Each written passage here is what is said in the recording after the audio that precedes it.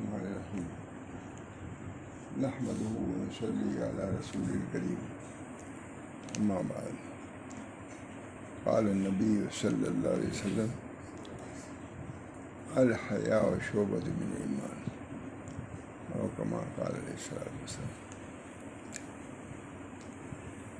خیال ہوا کہ آج بھی اخلاق سلف سے کچھ سنا دوں. سور کتابیں تھیں، کافی ایک معتدل حصہ اس کا ہو جائے گا انشاءاللہ. پھر جب باری آئے گی پھر سنایا جائے گا. بہت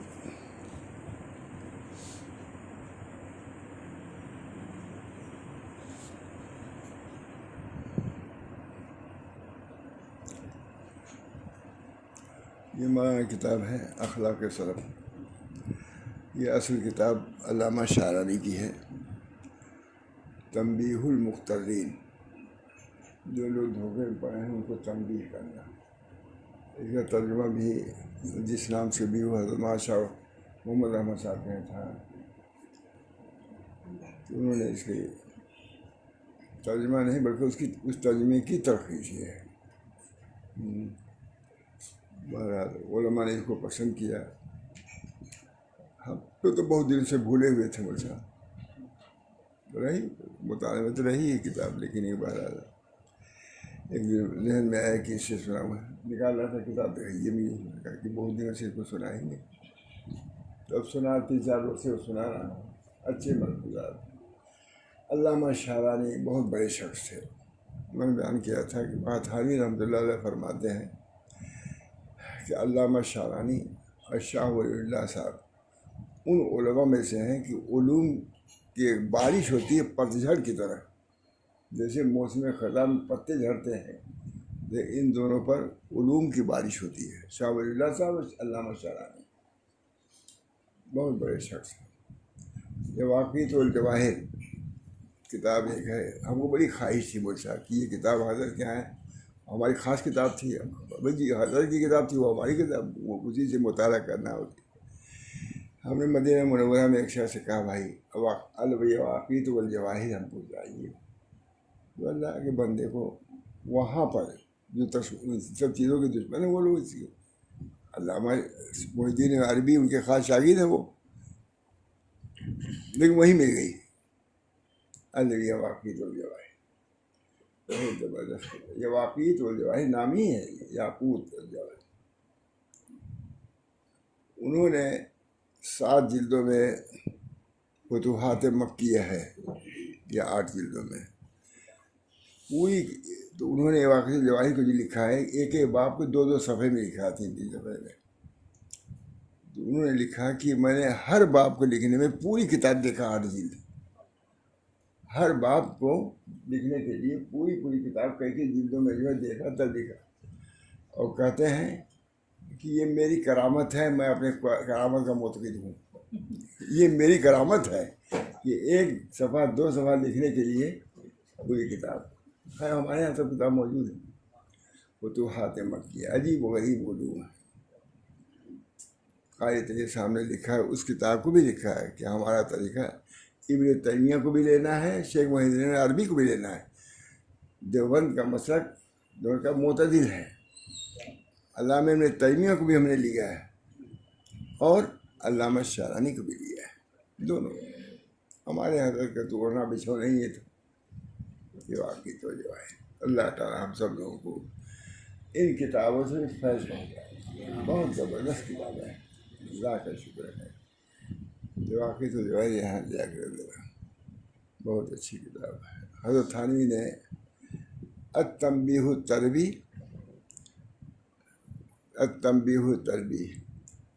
تربی جو لکھا ہے اسی واقعی جو ہے سے. پھر تنزیہ ابن عربی یہ ترجمہ ہے.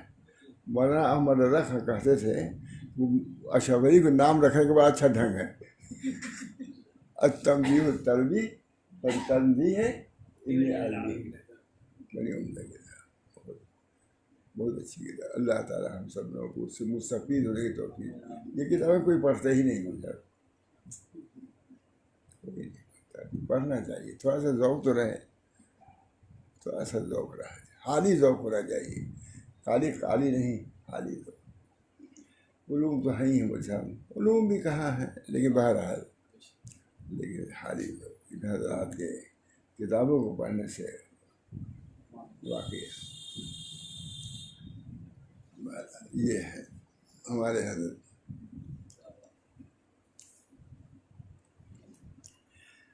سلف صالحین کے اخلاق میں سے ایک یہ ہے کہ روزہ و حج اور دیگر فرائض شرعیہ سے بڑھ کر پاس و ادب رکھتے تاکہ وہ ایک سال سے دوسرے سال تک شیطان کے وسوسوں سے محفوظ رکھتے۔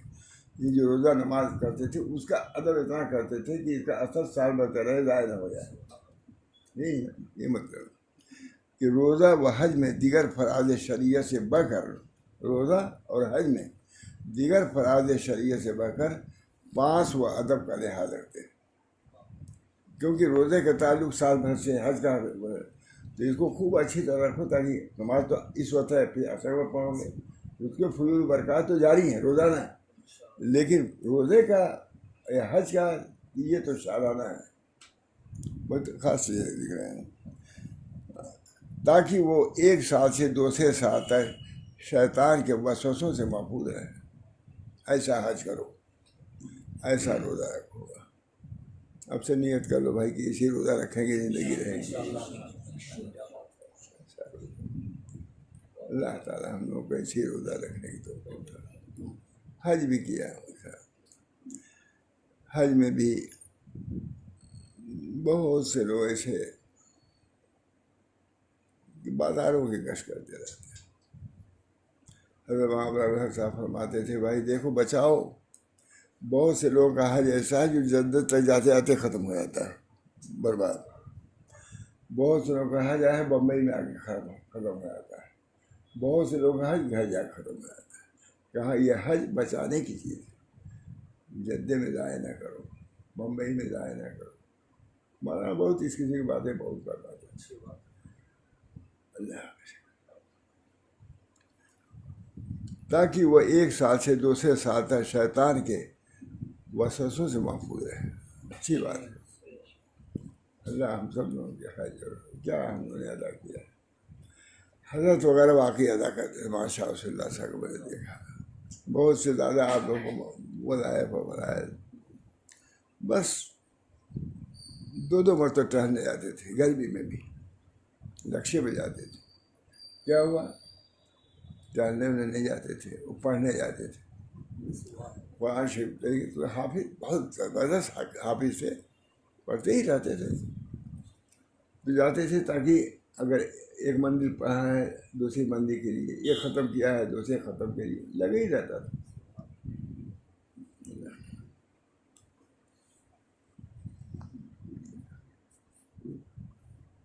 اللہ تعالیٰ تاکہ وہ ایک سال سے دوسرے سال تک شیطان کے وسوسوں سے محفوظ رہیں۔ عبادت نہیں، خود محفوظ رہے، جو فیض ملا ہے تم کو رمضان میں اس کو جاری رکھنے کی فکر کرو، حج جو کیا ہے جاری رکھنے کی فکر کرو، حج کر کے آیا ہوں، اللہ کے گھر کی دیدار، ان کے گھر کے طواف رمی سب کر کے آیا ہے۔ فرماتے تھے حضرت ہمارے کہ جب نماز پڑھتا تو ایسا مانتا تھا کعبہ میرے سامنے، ابھی استحضار رہتا تھا تو ہم پڑھتے چلے جاتے ہیں کہ اس کے سامنے پڑھا کہ اس دیوار کے سامنے پڑھا کیجیے۔ مجھے خود ہی سنا ہے کہ نماز ایسی باتیں کہتے ہوتے نہیں تھے، لیکن کبھی اب ہم لوگوں سے تو کہی دیتے، ترجمہ سے خانہ کعبہ میرے سامنے آئے تھے۔ بہرحال بس یا حج کے بعد مرتے دم تک جس نے حضور قلب سے جمعہ کی نماز ادا کی اور دوسرے جمعہ تک محفوظ رہے گا، اور جیسا کسی نے اپنی نماز، یہ ہے شیطان ویسے محفوظ رہے۔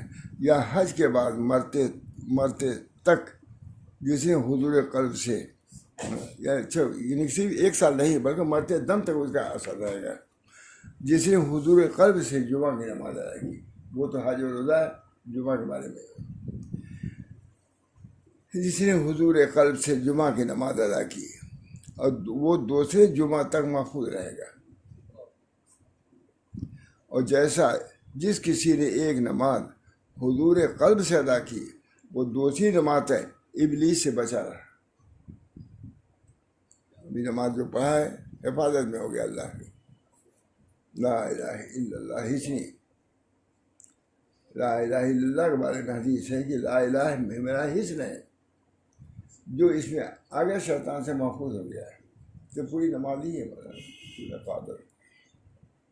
بہت سے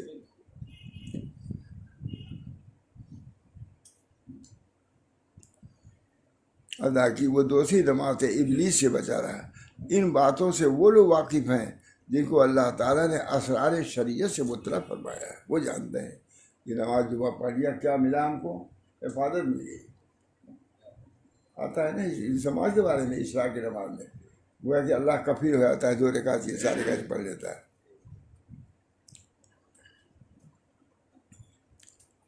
کہتے ہیں ان باتوں سے وہ لوگ واقف ہیں جن کو اللہ تعالیٰ نے اسرار شریعت سے مطلع فرمایا ہے, جو نماز کو موافق شریعت کے ادا کرتے ہیں, برعکس ان لوگوں کے جو آتے ہیں. یہ ان لوگوں کے لیے ہے جو نماز کو شریعت کے مطابق سنن کی ادائیگی کے ساتھ حافظ علی الصلوات جو ہے محافظت کرو, رکوع سجود اللہ کے لیے سنت کے مطابق کرو.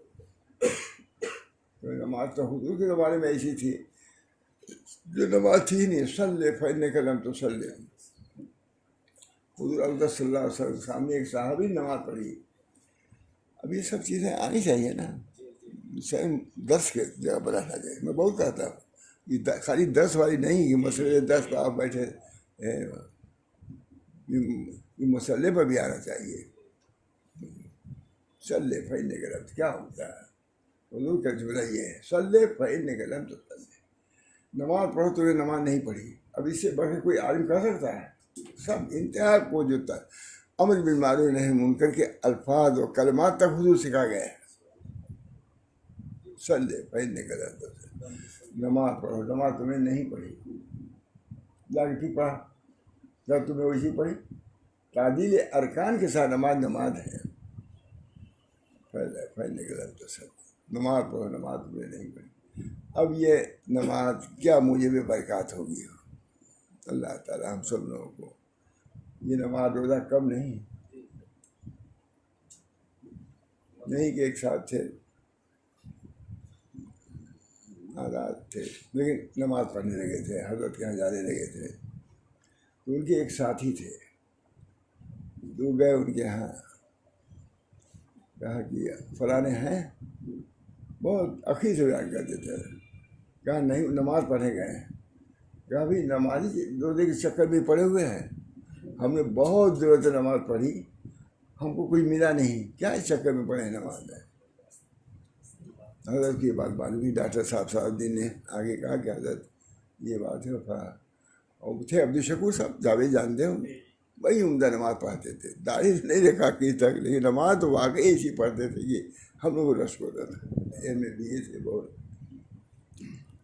بہت اچھی بات کہتے. کہتے مولانا ہم میں کا بڑے سے بڑا آدمی 3 چیز کا خواہش مند ہوتا ہے. کیا؟ اچھی بیوی مل جائے, اچھا مکان مل جائے, اچھی سواری مل جائے, بس اس سے زیادہ نہیں بڑھتا. اور یہاں معمولی مومن کیا کیا چاہتا ہے جنت میں کوئی تصور نہیں کر سکتا. کہتا ہم میں کہ بڑا سے بڑا آدمی مالدار آپ کی ساری یہ, کیونکہ اسی میں تھے, وہ رہتے ہی تھے. وہ BA میں انہیں کے اشعار ہیں.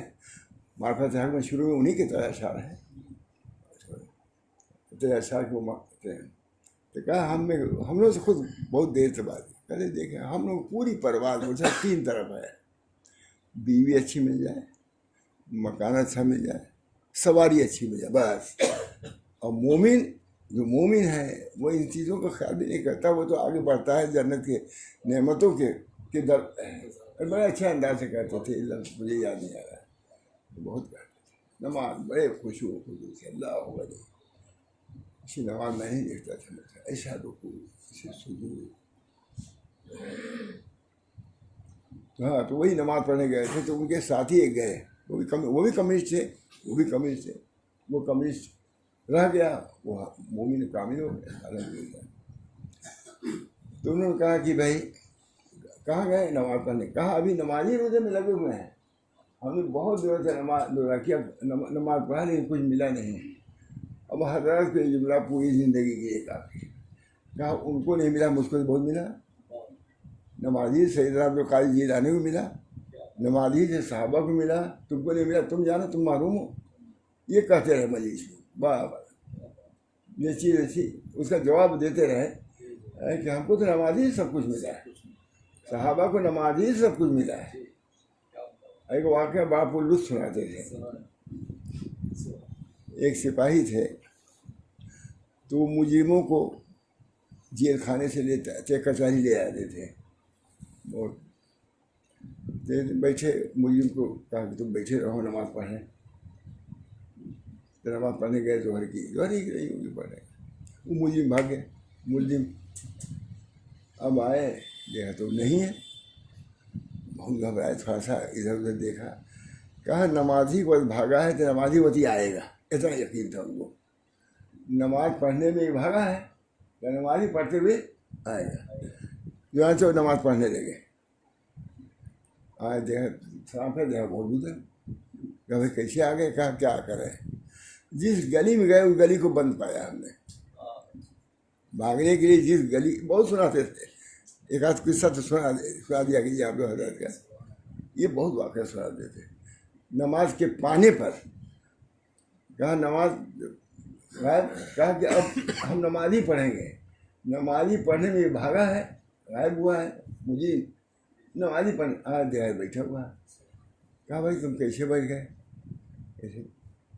تو کہا کہ جس گلی میں گئے گلی کو بند پایا، راستہ ہی نہیں ملا ہم کو، مجبور کہ آنکھ تو رہے گی، ایسے بھاگوں تو آنکھ ہی نہیں ہے، اور ایسے رہیں گے چاہے جیل ہی میں رہیں آنکھ تو رہے گی۔ اچھا نہیں گئے، اس کو پیش کیا، یہ ظاہر کی ان کی کرامت تھی، مشہور ہو گئی۔ تو لوگوں نے کہا، افسران نے، کہ اب آپ نماز ہی پڑھا کیجیے، اب ڈیوٹی آپ کی معاف۔ کہا یہ ملا، یہ کہتے ہیں، کہا کہ سب ڈیوٹی معاف، آپ نماز پڑھا کیجیے، آپ یہی ہے، ہم لوگ خیریت بھی اسی میں کہ نماز پڑھا کیجیے آپ۔ یہ بہت کہتے تھے، یہ واقعہ بیان کہتے تھے کہ ایک حضرت تھانوی کے ہیں ایک ڈپٹی کی بیوی تھی، وہ برابر لکھا کرتی تھی حضرت تھانوی کے ہیں کہ ہمارے شوہر کے لیے دعا کیجیے کہ وہ نماز پڑھنے لگے۔ میں کہتی ہوں جب کہ نماز پڑھا کیجیے، تو کہتے ہیں نماز سے کیا ملے گا؟ تو حضرت تھانوی نے سکھایا ان سے کہ اب اور کہے کہ نماز سے کیا ملے گا، تو کہنا ہے کہ نماز سے نماز ملے گی، نماز سے نماز ملے گی، یہ کہا وہ ٹھیک ہو گیا۔ نماز بہت بڑی نعمت ہے، اللہ کے سامنے جھکنا، اللہ تعالیٰ ہم سب لوگ، نماز بڑی چیز ہے۔ آج ہم کو بہت خوشی یہ ہے کہ ہمیں نماز پڑھی چلے گئے تھے، وہاں چلنے میں تو خیال تو ہے ہی ہے، جانتے ہی ہیں، بہت خوشی ہے، اللہ تعالیٰ توفیق دیتا ہے۔ نماز کی بڑی قدر تھی کہ ہم بڑی قدر تھی، پنجگانہ نماز کی بہت جماعت سے پڑھنے جاتے تھے۔ بہرحال یہ ہے، جو نماز کو موافق شریعت کے ادا کرتے ہیں، برعکس ان لوگوں کو ملتا ہے جو شریعت کے مطابق ادا کرتے ہیں، برعکس ان لوگوں کے جو عادتاً نماز گزارتے ہیں۔ نہیں، اس میں خلوص پیدا کرو، اس میں یکسوئی پیدا کرو، خشوع و خضوع پیدا کریں، کوشش تو کرو۔ ہم سب لوگوں کے لیے ضروری ہے، کوئی نہیں کہہ سکتا کہ پورا خشوع سے پوری نماز اپنے ادا کرتے ہیں۔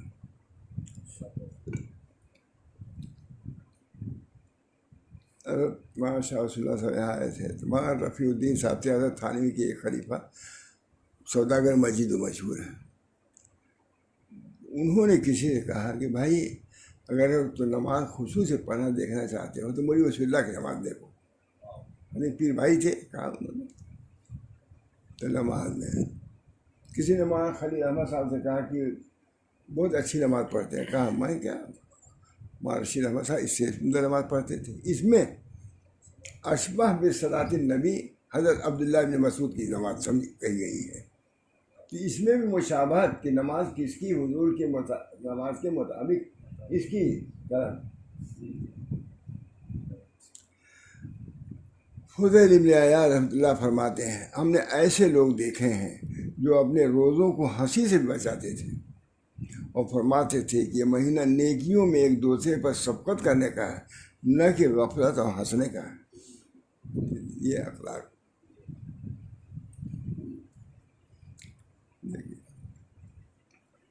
فضیل ابن عیاض فرماتے ہیں جو اپنے تمام اعضاء کو گناہوں سے نہ روکے وہ اگرچہ بھوکا رہے پھر بھی روزہ دار نہیں ہے،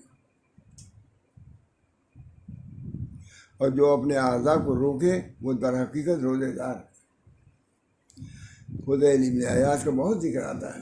بہت ڈاکو تھے، ڈاکوؤں کے سردار تھے،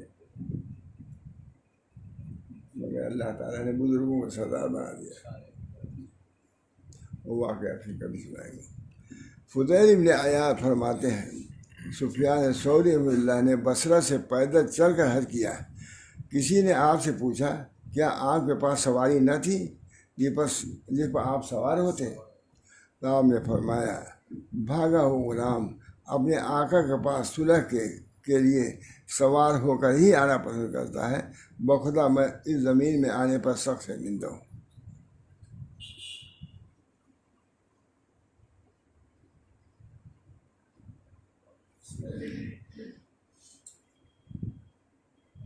بخدا اس زمین پر آنے میں شرمندہ ہوں.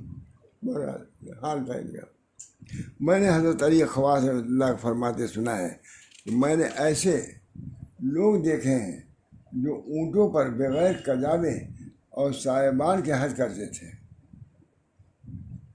اور کہا کرتے تھے محرم بکھرے ہوئے بال خاک آلودہ ہوتے ہیں، سائبان وغیرہ ان کے منافی ہیں. اسلام میں سے کوئی حج کو کرنا چاہتا تو کئی سال تک حلال روپیہ حج میں خرچ کرنے کے لیے حاصل کرتا تھا. لیکن حج میں حلال روپیہ ویسا کرنا ہو بڑھتا ہو. اور حج میں میرا امیر یا حاکم کے روپیے سے مدد نہ لیتا، اور حج میں کسی امیر یا حاکم کے روپیے سے مدد نہ لیتے تھے، اپنا جو کمائی ہے اس میں. ایک یہ ہے سلف کے اخلاق میں سے ایک یہ ہے کہ اللہ تعالیٰ سے شدید حیا کرنے کے علاوہ لوگوں سے بھی بڑی شرم کرتے ہیں. حدیث میں آیا ہے الحیاء من الایمان وَلِكُلِّ دِینٍ خُلُقًا وَخُلُقُ الاسلام الحیاء. حیا ایمان کا جز ہے اور ہر دین کی ایک خاص عادت ہوتی ہے، اور اسلام کی خاص عادت حیا ہے. خود نبی اکرم صلی اللہ علیہ وسلم نے آیا باقی عورتوں زیادہ حیا فرماتے تھے، بچپن سے بھی حیا کرتے تھے. ان کے واقعات کو ہونے کے اس میں بھی حیا کا لحاظ رکھتے تھے. کوئی شخص اپنے لڑکے کو نہلا رہے تھے، اس کو ڈانٹ رہے تھے کہ شرم نہ کرو. ہوتا ہے نا لڑکے زیادہ سے کپڑا وپڑا اتارنے میں، تو حضور صلی اللہ علیہ وسلم فرمایا کہ اس کو حیا پر رہنے دو، بے حیائی کی عادت نہ ڈالو. حیا اگر کر رہا ہے تو حیا ہی پہ رہنے دو. بہت سی گناہوں سے حیا کی وجہ سے آدمی بن جاتا ہے، بے حیائی کی وجہ سے. بہت سے لوگ ایسے ہیں مولانا کہ روزہ نہیں رکھتے تو ہم لوگ کو گویا کہ دکھلانے کے لیے اشارے کے لیے کھاتے ہیں، بیڑی پیتے ہیں. بے حیا ہے کہ نہیں؟ تو وہ لوگ بہتر ہیں جو چھپ چھپا کے کھاتے پیتے ہیں. بہت سے بے حیا ایسے ہیں جو ہم لوگ اللہ بشر حافظ رحمۃ اللہ فرماتے ہیں کہ ہر چیز کا ایک جمال ہے، بس حیا کا جمال گناہ کو ترک کرنا ہے. بشر حافظ رحمۃ اللہ فرماتے ہیں کہ ہر چیز کا ایک جمال ہے، بس حیا کا جمال گناہ کو ترک کرنا ہے. اسی طرح ہر چیز کا ایک انجام ہوتا ہے، اور حیا کا انجام نیکی کمانا ہے. مالک بن دینار رحمۃ اللہ فرماتے ہیں کہ اللہ تعالیٰ نے اس دل سے بڑھ کر کسی کو سزا نہیں دی جس سے حیا چھین لیا. بہت بڑی سزا، بہت بڑی سزا ہے کہ کسی کو حیا شرم نہیں، جو چاہے بولے. آج عورتوں کا دیکھیے، مردوں کا دیکھیے، بے حیائی کو ایسے کیا کیا ہو رہا ہے. یوسف بن اسباغ فرماتے ہیں کہ ہم نے ایسے لوگ دیکھے ہیں جو اللہ تعالیٰ سے جنت اور اس کے رضا کا سوال کرنے سے شرماتے تھے، بلکہ اسے عفو اور درگزر کرنے کے خواہشگر ہوتے ہیں. اللہ ہم کس منہ سے آپ سے جنت کا سوال کریں، یہ بھی کہا، بلکہ اسے عفو اور درگزر کرنے کے خواہشگر ہوتے ہیں. اس کو سوچ اور اپنے اس کو لکھ رہے ہیں، اس کو سوچ اور اپنے حال میں غور کر. الحمدللہ علامہ شاعری لکھی، اس کو سوچ کہ بڑے بڑے لوگ کتنا شرم کرتے ہیں. یہ سب احوال ہے، اخلاق ہے، یہ باطنی اخلاق ہے. الحیاء شعبۃ من ایمان. میں سب سے پہلے جب لندن گیا تھا تو اسی پہ بیان کیا تھا. بہت الحیاء میں ایسی جگہ پر ہے کہ جو جس کی بنیاد بے حیائی پر ہے. دین کی بنیاد تو حیا پر ہے اسلام کی. میں ایسے مقام پر اس وقت ہوں جہاں بے حیائی اصل ہے، ظلم ہے. کہا تھا بہت آدمی پہلی تقریر میری لندن میں ہوئی. الحیاء شعبۃ من ایمان. اللہ تعالیٰ حیا سے کتنی چیزوں سے آدمی بن جاتا ہے. اس کو سوچ، اس پر لکھ رہے ہیں علامہ شاعری، اس کو سوچ اور اپنے حال پر غور کر. والحمدللہ رب العالمین. تھوڑا سا اور ہے. سلف صالحین کے اخلاق میں سے ایک یہ ہے کہ اعلیٰ درجے کا تقوی اختیار کرنے کے باوجود بھی اپنے کو متقی ہرگز شمار نہ کرتے تھے. یہ میں نے دیکھا تھا تھانی، دیکھی تب سے ایک سے ایک کتاب مجھ سے وہاں تھانی ہو کے نکل گیا تھی. میں کبھی میری کوئی دکان میں کہ نہیں دیکھ رہا تو یہ ہے. تصوف اصل جدید میں ہماری کب سے ہمارے یہاں تھی، ہماری دستخط بھی ہیں. یہ عجیب غریب ترخیص کیا پوری آدمی کی طبیعت سے. اب سزا اسی لیے کروں نے، میں نے کہا ابھی پوری کر دیں کل سے انشاءاللہ. بہت عمدہ لکھا تھوڑا سا. میں نے کہا یہ اللہ کہاں کہاں وہاں تھانی کی تعلیمات چھپی ہوئی ہیں. ہمارے کتب خانے میں کتاب تھی، ہماری کیسے ہمارے ہاتھ میں کل آئی، کون لیے ہوئے تھا. دستخط ہے ہماری، بہت اچھی کتاب ہے. بس ہم کو رات دیکھا بہت میں نے اس کو رات دیکھا. اس میں میں نے کہا اعلیٰ درجے کا تقوی اختیار کرنے کے باوجود بھی اپنے کو متقی ہرگز شمار نہ کرتے. نیز وہ اللہ و رسول اللہ صلی اللہ علیہ وسلم سے کامل عشق و محبت رکھتے تھے، لیکن اپنے کو متقی نہیں سمجھتے. تقوی ہونا.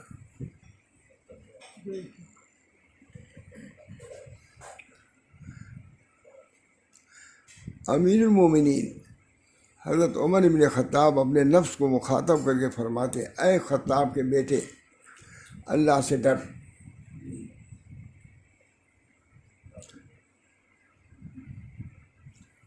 ورنہ اللہ تجھے عذاب دے گا. ڈرو گے تو بچو گے اور تیری پرواہ بھی نہ کرے گا.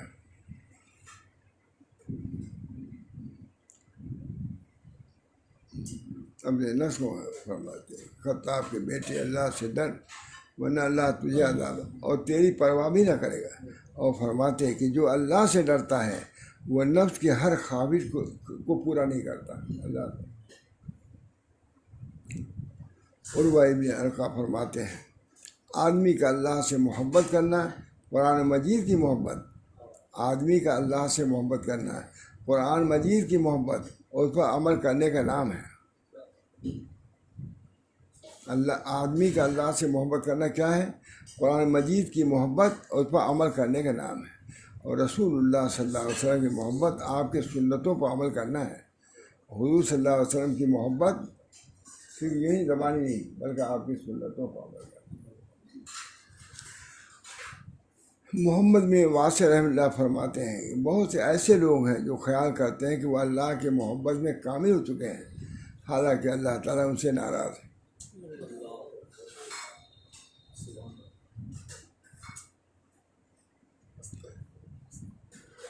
اے دوست اس میں غور کر، ڈرتا رہا۔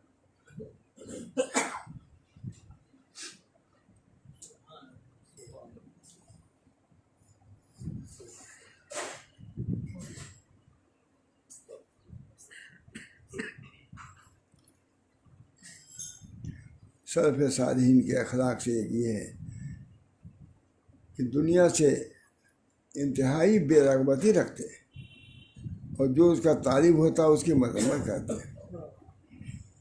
حضور اقدس صلی اللہ علیہ وسلم نے فرمایا، میری یہ دنیا کی مثال اس شخص کی سی ہے جو کسی درخت کے نیچے آرام دے پھر اس کو چھوڑ کر چل دیے، بس دنیا لوٹ گئی۔ سفیان ابن عتبہ فرماتے ہیں کہ لفظ زہد میں صرف 3 حروف ہیں، زے سے زیب و زینت کو ترک کرنا۔ زہد کیا؟ زے سے، اور ہاں سے ہوائے نفس کو چھوڑنا، اور دال سے دنیا ترک کرنا۔ زہد یہ ہے۔ لا ہا لا، زے سے زیب و زینت کو ترک کرنا، ہاں سے ہوائے نفس کو چھوڑنا، اور دال سے تمام دنیا ترک کرنا مقصود ہے۔ پر جب تو ان تینوں کو ترک کر لے اس وقت بے شک زائد ہوگا۔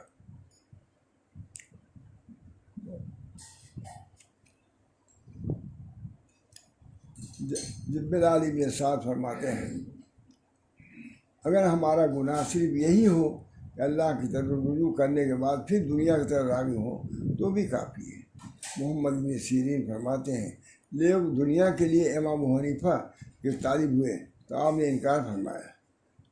لوگ دنیا کے لیے امام حنیفہ رحمۃ اللہ علیہ کے طالب ہوئے تو آپ نے انکار کیا، اور ہم نے دنیا کو طلب کیا تو دنیا ہم سے بھاگی۔ غور کرو دونوں میں کتنا فرق ہے۔ امام حنیفہ تو بھاگے اس دنیا سے، اور تم دنیا کے طالب تو کہاں مقتدی ہوئے امام صاحب کے۔ بہرحال بہت اچھی کتاب، اللہ کافی۔ اللہ تعالیٰ ہم سب لوگوں کو اعتدال پر رکھے۔ دنیا ہے اعتدال پر، اعتدال پر رہنا ہے۔ ہمارے حضرت کی پوری تعلیم اسی پر تھی، اعتدال۔ تو میں نے کل بیان کیا تھا کہ ہمارا عالمیہ تشریف لے گئے فتح پور ہمارے، تو آ کے مجلس کے بعد یہی کہا کہ میں نے اتنا اعتدال کہیں نہیں پایا ہے۔ ماشاء اللہ صاحب کے دنیا اعتدال ہر بزرگ کی ایک شان ہوتی ہے۔ ہم کو کسی پر تنقید سے کوئی کمی نہیں ہو تب بھی بزرگوں کی تو عقیل ذوی الحیات اثرات ہیں، یہ ہم نے سنے۔ آج صبح ہی ہم کو یہی یاد آیا، اس بنا پر عقیل میں پڑھ لیا اس کو۔ ابو داؤد کی روایت ہے، کس موقع پڑھا دیکھو جی، حدیث میں ہے، عقیل ذوی الحیات اثرات ہیں، لوگوں کے لغزشوں کو معاف کرو، عقیل درگزر کرو۔ عقیل مانے عقیل ذوی الحیات اثرات ہیں، ذوی الحیات جو صاحب منصب ہیں کسی، ان کے لغزشوں کو بھی معاف کرو، ہے نا مجھ سے عقیل ذوی الحیات۔ میں نے اس کو نکالا ہے کہیں، ابو داؤد سے ہے نکالا، میں لکھ دیا ہے۔ حضرت سے جو سنا ہے اس کو میں چاہتا ہوں محقق رہے۔ اب چونکہ حضرت سے وہی سنا ہم نے، یاد ہے الحمدللہ 23 سال کے بعد۔ اب تو لکھا ہے ایک لفظ یہ سب یاد تو نہ کر،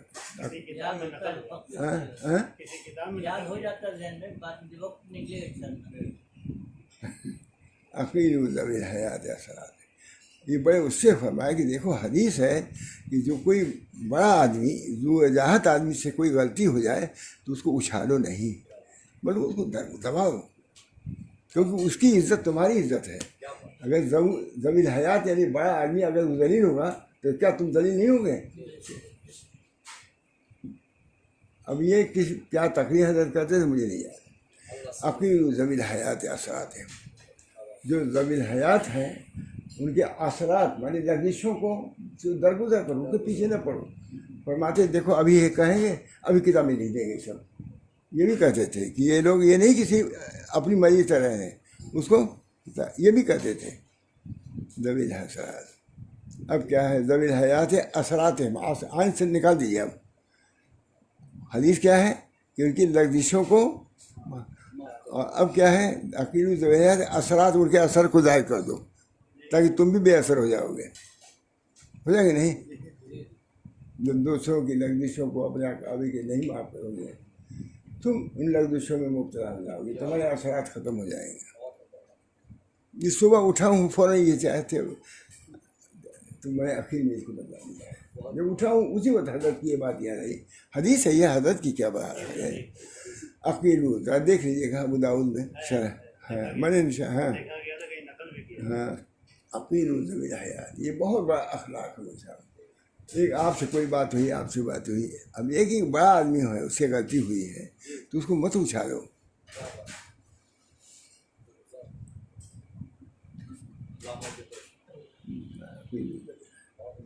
اللہ تعالیٰ ہم سب لوگوں کو ان اخلاق نبویہ پر لائے رکھے اور اس کے فضل و برکات سے مالا۔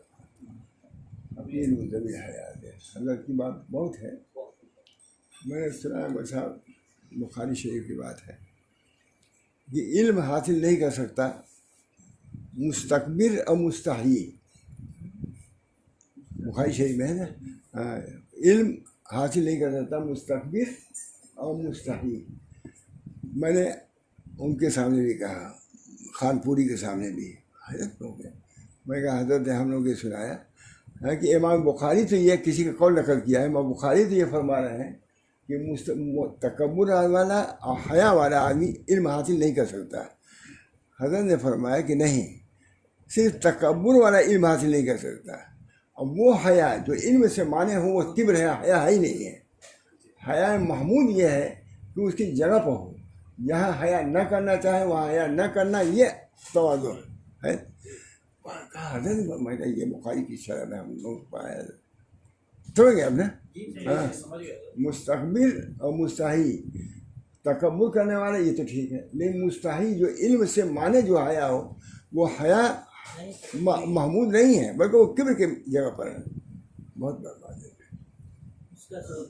بہت خوش ہوئے لوگ محدثین۔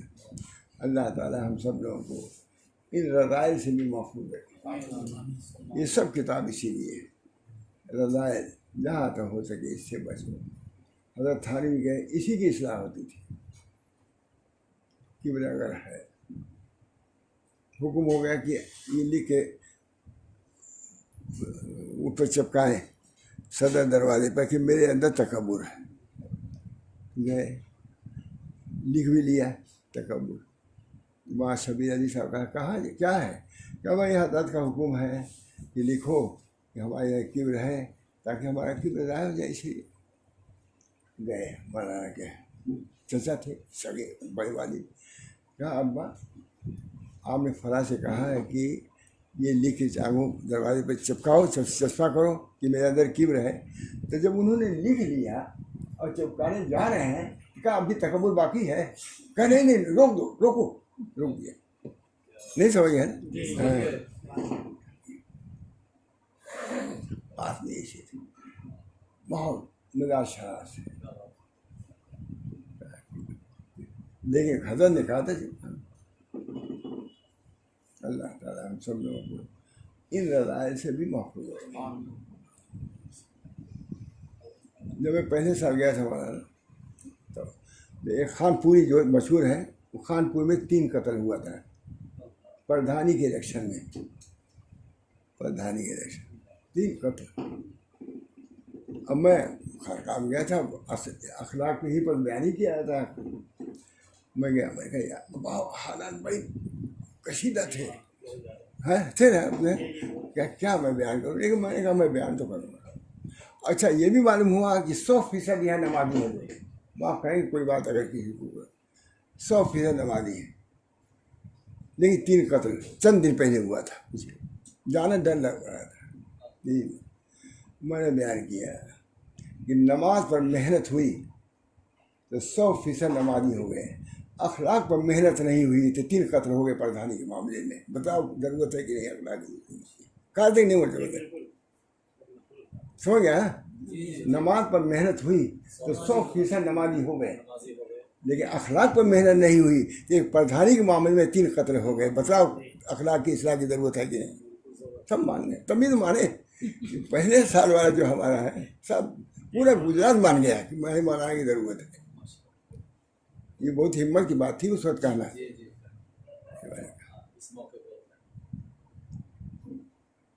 محنت ہوئی نماز پر، نمازی ہو گئے۔ اخلاق پر جب تک محنت مستقل، مولانا شاہ رسول اللہ صاحب بولا ہے کہ اخلاق پر مستقل محنت کی ضرورت ہے۔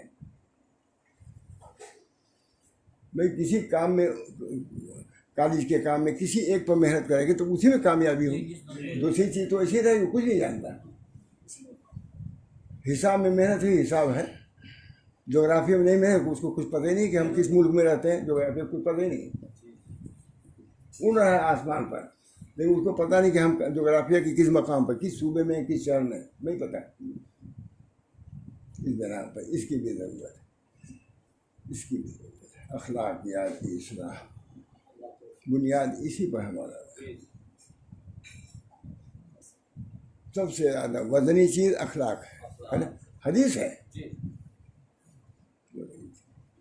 ایک تواضع کری، کوئی تواضع بات تھی، سب کو بھاری ہو جائے گا۔ اللہ تعالیٰ ہم سب لوگوں کو اخلاقیات کی اصلاح کی بھی توفیق دے۔ ہم سب محتاج ہیں، ہم اپنے لیے بھی، اپنے گھر والوں کے لیے ہم سناتے رہتے ہیں، سناتے تو رہتے ہی ہیں۔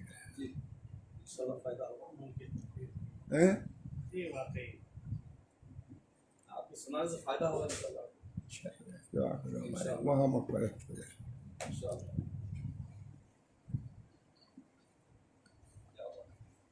دعا کریے، اللہم صلی اللہ علیہ وسلم۔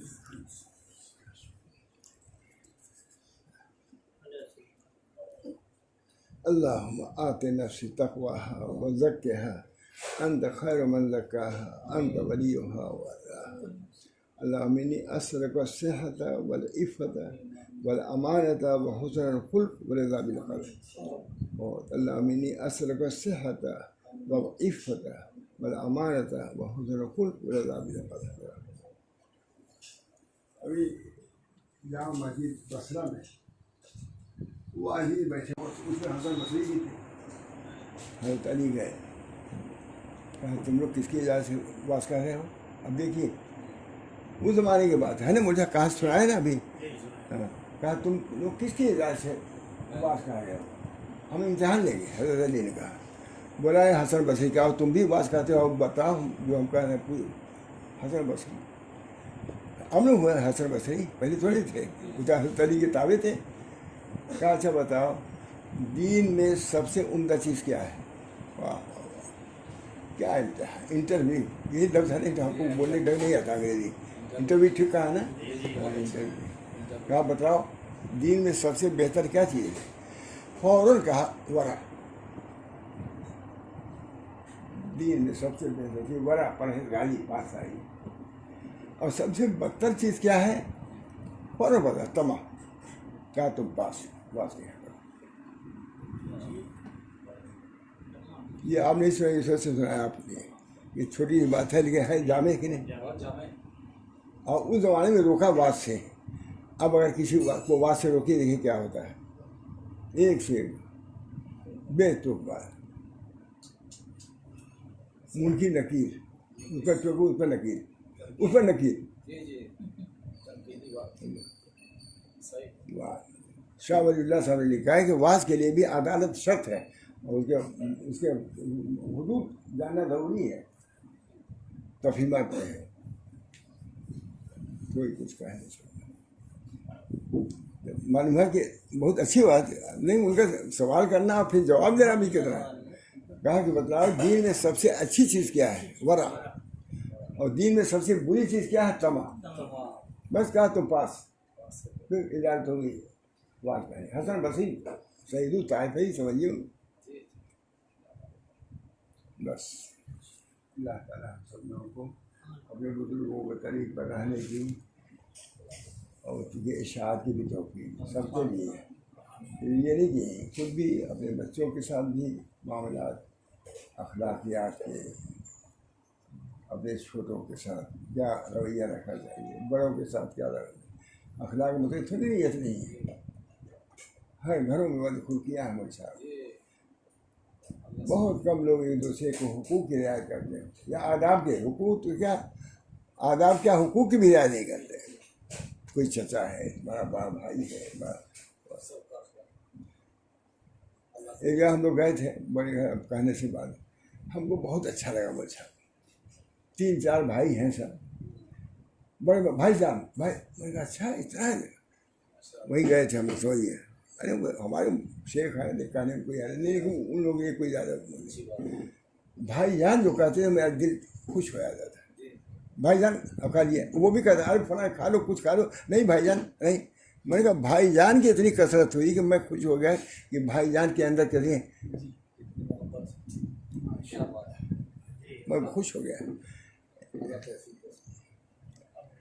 میں نے اپنے ایک صاحب کو میں بھیا کہتا تھا ان کو، ایک دفعہ بھائی صاحب کہہ دیا تو حضرت نے فرمایا اجی تم تو بھیا کہتے تھے نا. یہ بھائی صاحب میں وہ بات نہیں جو بھیا میں ہے. بھیا ہی کہا وہ سمجھ گیا. ارے آپ لوگ سمجھے ہی لوگ نہیں. ارے نہیں یہ چاہتے فخر ہے بھیا میں جو ہے بھائی میں. اچھا بھائی.